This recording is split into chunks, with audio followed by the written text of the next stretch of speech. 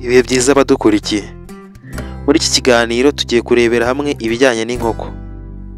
Muri iyi si hari inkoko zibarirwa muri miliyari 26. Amoko yose y'inyoni, inkoko nizo ziza ku mwanya wa mbere mu bwinshi ku isi. Kuri ubu ngubu abantu benshi bari korora inkoko, bakabasha kubona amafaranga bakagura byinshi mu byo bakeneye. Hari n'ababigize umwuga, mu gihe ku rundi ruhande hari abantu benshi bavuga ko babuze akazi. Genda bite? Muri iki kiganiro uraza kumva uburyo ushobora korora inkoko bikakugirira umumaro mu bijyanye n'amafaranga, ukaba wakuramo amafaranga. Muri iki kiganiro turaza kurebera hamwe amahirwe ahari ku banyarwanda ushobora kubyaza umusaruro bakabona amafaranga, by'umwihariko abavuga ko babuze akazi n'abagafite bashaka gukora izindi business ariko bafite n'akazi. Muhawe ikaze. Yewe nitwa Baraka, iyi ni Ishakiro TV. Reba aho munsi gato y'ikiganiro ahanditse subscribe cyangwa se abone, ubundi ukandeho kugira ngo turusheho kubana muri iki kiganiro. Birashoboka ko ahari iki kiganiro tubonye ushobora gukuramo igitekerezo cyo gukora umushinga wakubyarira inyungu, waba wari usanzwe ufite akazi cyangwa se utagafite. Ubworozi bw'inkoko bwatangiye guhera mu myaka 8,000 ishize. Abantu bagitangira korora inkoko ntago bari bakeneyeho cyangwa se ntago bazishakagaho amagi cyangwa se inyama nk'uko bikorwa uyu munsi wa none, cyangwa se kugurishwa, ahubwo bashakaga kureba uko zirwana. Kuriya kuntu ubona ziteye niko inyamaswa zazimye mu myaka miliyari 65 ishize zitwaga Tyrannosaure, niko zazimye. Izo nyamaswa zazimye zasaga nka kuriya inkoko ziteye, gusa zo zari nini cyane. Izi nyamaswa zazimye zari nini cyane kurenza izindi nyamaswa nyinshi tuzi. Igitandukanye inkoko n'izindi nyamaswa nuko zo zigira ibirokoroko, nubwo hari n'izindi nyoni nkeya zibigira. Ikindi kizitandukanya n'izindi nyamaswa nuko kuri ubu zamaze gutandukaza ubushobozi bwo kuguruka ngo zigere kure, bitandukanye n'izindi nyoni. Izindi nyoni zo ziracyaguruka zikagera kure, ariko inkoko uyu munsi none zamaze gutakaza ubushobozi bwo kuguruka zikagera kure cyane. Mu myaka mike ishize mu Rwanda bazororaga ahanini bakazireka zikitoragurira, kuko inkoko zifitemo ubushobozi bwo kwitoragurira udukoko dutoya kandi zigatanga umusaruro. Uyu musaruro ni mukeya ugereranije n'uwo muri iki gihe cya none, aho inkoko zororwa zigaburirwa ariko nanone zikaba zifungiranye, zigatanga umusaruro nk'amagi, inyama ndetse n'ifumbire. Buri muntu wese uri kunyumva muri iki kiganiro ashobora gukuramo igitekerezo cyo korora inkoko ndetse akanabibonamo inyungu y'amafaranga. Twandikire muri comment tubwire ikibazo uhura nacyo gituma utorora inkoko kandi ubona ko zima amafaranga. Reka dukomeze tuvugane ku buzima bwazo, ubundi tugaruke ku buryo twabibyaza umusaruro.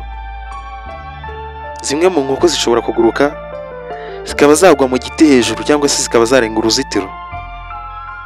Inkoko ni inyoni z'indya byose, zirya udusimba duto nk'iminyorogoto, ibinyampeke, zikagira n'inyama nk'ibikeri, imbeba ndetse n'utundi dukoko zibasha kwiyitorera. Aha kuri uyu munsi wa none bizwi ko inkoko zikunda kurya sondori.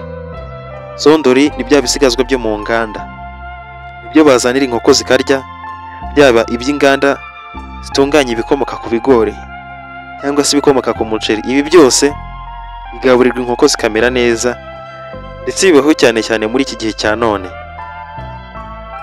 Uko nabibabwiye, kera aho barazirekaga zikitoragurira, ubwo ndavuga cyane cyane hano mu Rwanda, kuko mu bindi bihugu ho bamaze gutera imbere cyane ku bijyanye n'ubworozi bw'inkoko, aho bakuramo amafaranga atagira ingano. Ndetse n'umuntu ufite umushinga w'inkoko usanga yaratanze akazi ku bakozi benshi cyane, haba abazibaga bakazigurisha ziri mu makarito cyangwa se mu madebe, haba abazorora n'abakuramo cyangwa se abatunganya umusaruro w'amagi. Aba bose n'abakozi baba bahembwa no kuba uwo muntu yarahisemo gukora umushinga w'inkoko. Uyu muntu uba yarahisemo gukora uyu mushinga usanga afite inyungu nyinshi mu buryo butandukanye, ndetse uba usanga afite isoko rinini kubera ko abantu benshi bakunda inyama z'inkoko. Reba uyu nguyu ukuntu isa. Abantu benshi bakora uyu mushinga w'inkoko bakuramo amafaranga menshi ku rwego rushoboka rwo arirwo rwose, ku buryo barushana benshi mu bakorera imishahara babarusha amafaranga. Uyu munsi hirya no hino mu gihugu cy'u Rwanda igirira kugura amafaranga agera kuri 200 y'amanyarwanda. Inkoko zo ziri kugura amafaranga izo kubaga ari hejuru y'ibihumbi 10, hari n'izigeza muri 20 iz'isake hirya no hino mu gihugu. Ibi biterwa n'iki? Uko nkomeza mbivuga mu biganiro bitandukanye, igiciro cyo masoko, haba amasoko mpuzamahanga cyangwa se imbere mu gihugu, yaratumbagiye. Ni nabyo byagize ingaruka no ku nkoko n'ibyasigaye, kuko zarahenze ku rwego rwa nyuma. Aho inkoko yaguraga ibihumbi 7, ubu ngubu iri kugura 15. Ibi bisobanuye iki? Nubwo bigoye kuzorora no kuzitunga, aho kuri iki gihe ari ukuzihahira, iki ni nacyo gihe zitanga umusaruro mwinshi ugereranije na mbere, kubera ko amagi azavamo uzayagurisha azayagurisha ku giciro cyiza gishimishije. Inyama zizavamo azazigurisha ku giciro cyiza, n'inkoko ubwazo zizagurishwa ku giciro gishimishije, bityo bibashe kugirira umumaro wahisemo gukora umushinga w'ubworozi bw'inkoko.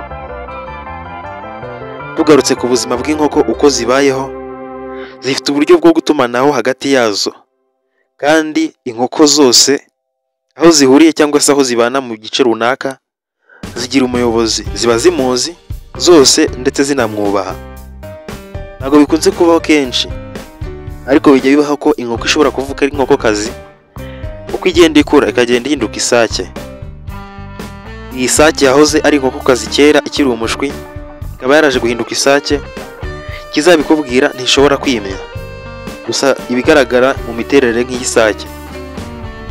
Muri iki kiganiro reka turebe ku musaruro zishobora gutanga igihe zaba zitaweho neza, zigakorerwa ibikenewe byose kugira ngo zibeho neza kandi zitange umusaruro. Reka duhere ku magi. Inkoko ishobora gutera igi buri munsi, hari n'izitera 2 ku munsi cyangwa 3 bitewe n'ubwoko bwazo. Izi nkoko aya magi zitera bibariye mu mafaranga, ni amafaranga atari makeya. Reka tuvuge uramutse woroye inkoko 10 zifite ubushobozi bwo gutera wenda amagi 2 ku munsi, ni amagi 20. Igi rimwe rigura amafaranga 200, ukubye n'amagi 20 ni amafaranga 4000 ya buri munsi. Aha ni korora inkoko 10. Ubwo tumaze kuvuga korora inkoko 10, reka tuvuge ku babigize umwuga borora inkoko byibuze 100 z'ingore zifite ubushobozi bwo gutera amagi, imwe itera amagi 2 ku munsi. Aha buri munsi izi nkoko zitera amagi agera kuri 200. Igi rimwe mwibuke rigura amafaranga 200 hirya no hino mu gihugu, gusa amagi ashobora gukatuka igihe yababaye menshi ku isoko, cyangwa se igihe inyama zaba zakatutse n'ibishyimbo. Ibi byatuma amagi y'inkoko akatuka. Uyu munsi ubaye uhisemo korora inkoko, ukorora inkoko 100 hagamijwe umusaruro w'amagi, buri munsi wajya winjiza amafaranga 20,000 biturutse ku magi. Aha ndi kuvuga mu gihe bazikoreye ibishoboka byose cyangwa se ibikenewe byose, kuzirindira umutekano no kuzigaburira no kuzivuza ku buryo buhagije. Inkoko 100 zitera z'ingore buri munsi zajya zikwinjiriza amafaranga 20,000. Ubaye hari igitekerezo cyangwa inyunganizi, watwandikira muri comment, ukagira icyo tubwira nawe icyo uzi ku nkoko, cyangwa se icyo twagufasha kugira ngo utangire uyu mushinga, watwandikira muri comment.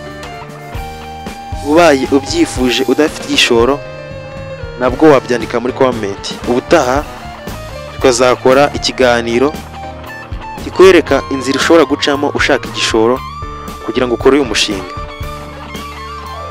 Reka tuvuge no ku musaruro ugendanye n'inyama. Uyu munsi inkoko ziri kugura amafaranga yo hejuru cyane, aho inkokokazi zishobora kugura 10,000, isake ikaba yagura 15 cyangwa se nayo ikanayarenza. Reka tubare inkokokazi ziri kugura 10,000. Ijyanye inkoko 10 ku isoko, uwo munsi zaguha amafaranga 100,000. ujyanye inkoko 100 ku isoko ukazigurisha, uwo munsi wakuramo amafaranga angana na miliyoni. Nshimiye abadukurikira kandi mbashimiye ko tugejeje kuri uyu munota wa nyuma. Turabakunda cyane, tubabwira ibi biganiro kugira ngo mwikorere imishinga, mwiteze imbere. Iyo witejeje imbere ku giti cyawe, gira ingaruka nziza igihugu muri rusange. Mugire amahoro y'Imana. Nitwa Baraka, ndabashimiye.